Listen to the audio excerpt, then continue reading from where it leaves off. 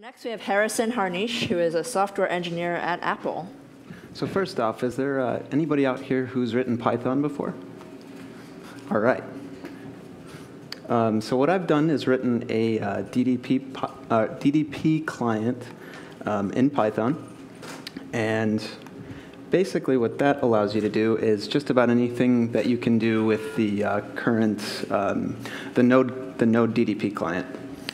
So you can connect and you can do all the pub/sub stuff, and you can also call, log in. I've got the new login system implemented as well. So to demo this, I built a super basic chat app. And really all this has is just one collection, and it's got a bunch of messages in it. So let's look at that. Let's look at some code. So here's the Meteor client. We tell it where to connect, and then we set ourselves a callback. It takes a collection, the name of the ID that comes in any field. So then we hook that up to an added event. So anytime we get a new message that's added, we call this callback. In this case, we're just going to print something out. Then we connect, and then we subscribe to these messages. So let's see that in action. So can you guys see that? So these two are going to stay in sync. So if I send another message like, hey, it just gets printed out. That's kind of boring. It's only one way. So let's do something a little better. Python's got this really sweet chat.py.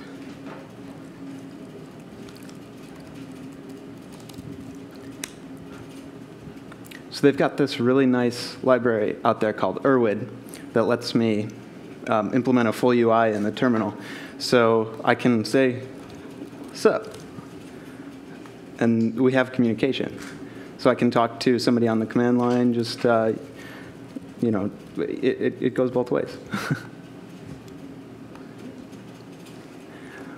So does anybody have any questions?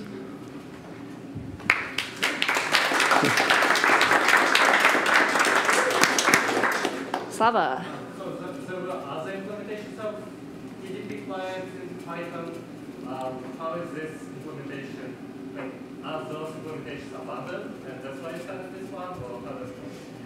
So the question was, are there other implementations of this in Python? The answer is yes. I found the documentation on those to be sparse, and some of the implementation actually were not as complete as they said they were. And some of the syntax I didn't really like, so I tried to make something that was easy to use and kind of felt like the way Meteor should be, I guess. Yes. So the question was, how challenging was DDP to work with? I had the added advantage of having the example that was in the Meteor code base, so I was able to bootstrap myself there, and I basically took that and made it event-driven. So there was no waiting. Everything is getting. It's all done with callbacks. Yes. Just so I understand it, so you can have a Meteor app, and using your library, essentially have like an API connect to it on the Python library. So the question If was. you want to do a browser, and you can also have it go to like a Python. So to reiterate your question, you asked, so I've got a Meteor app, and I've got a UI, and I've got a server. And then I've got this other thing that can connect that's written in Python. Yes, that's absolutely correct. It's connecting over WebSockets. Okay, thanks so much, Harrison. Thank you.